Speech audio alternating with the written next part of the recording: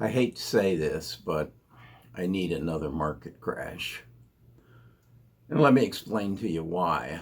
I'm up about 30% for the year, and I just don't see any way that I can match that in the second half of the year unless we have another market crash. I've searched, I've looked at how I might be able to duplicate that. I am sitting with 38% in cash, waiting for this crash that didn't really materialize.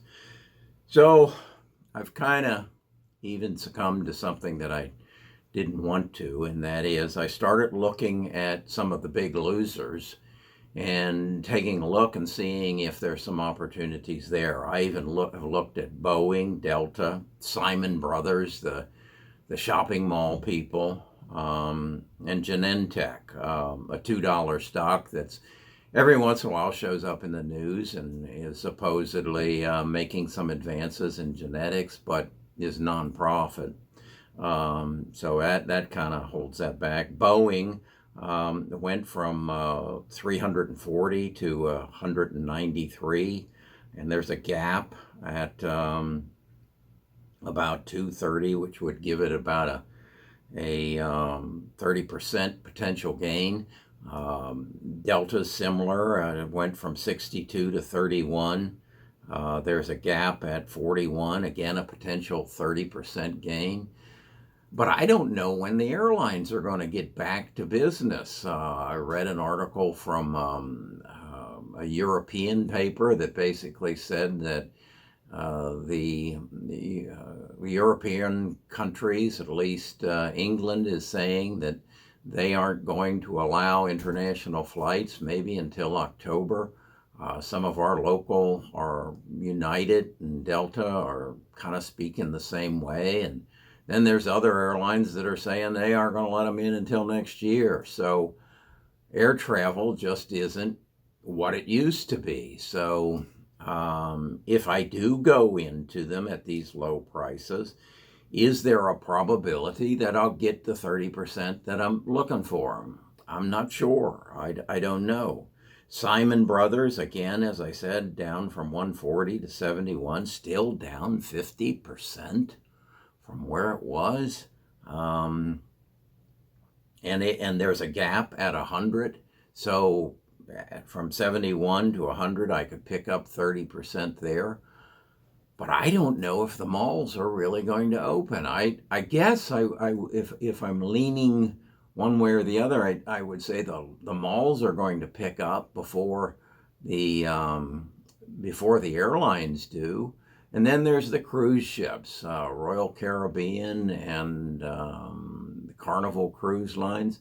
They still have some area to go up, but when are they going to be back? And I'll use myself as an example. My wife and I have cruised a lot. I would say we've been on 30-some cruises, mostly on the Royal Caribbean, but I just can't imagine convincing myself that it would be a good idea to get inside what I call a beer can with 3,000 to 6,000 other people and be breathing the same air. And yeah, they can set up the circulation systems, but do I want to go on a vacation where I'm wearing a mask all the time?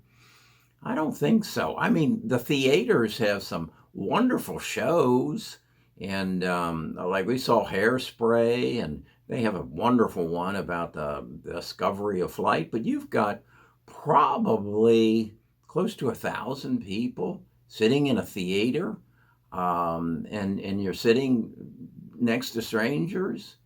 And my experience is old people don't wear masks. So I don't see myself doing that. I guess, though, if I'm going to look hard at one, it'll be probably Simon Brothers. But I need a crash. I need Apple stock to drop 10% or Amazon or Google, or I need something to show its face that says this is where I want to go, or I'm not going to make the 30% that I want to make the end of the year. I'm comfortable I can probably make another 10%. I mean, the market's trading sideways today and I'm up one, but I don't know if I can put 30 of those together along with no downturns. So I need a crash. I don't know about you, but I need a crash.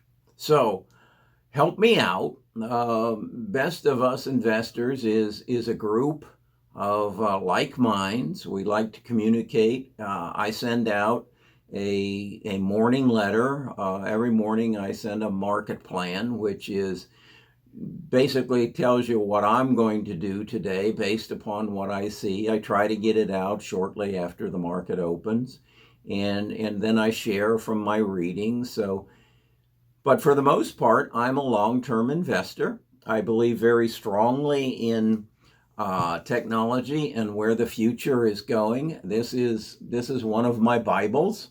Go down to the description. You'll see where you can find that on Amazon. The other books that my grandson was here and he said, Papa, I think maybe I'm interested in the stock market. And I said, well, you've got to start here. This is the Accidental Superpower. It's going to tell you how we got to where we are and give some projections to where we're going. And then I told him he needed to read this book, The Big Nine, and it goes into technology and artificial intelligence and where Amy Webb thinks it's going and what the probabilities are there. And then, as I said, you cap it off with The Future is Closer Than You Think. And it talks very much about the technologies that are going to drive the future and change the economy, and for the better.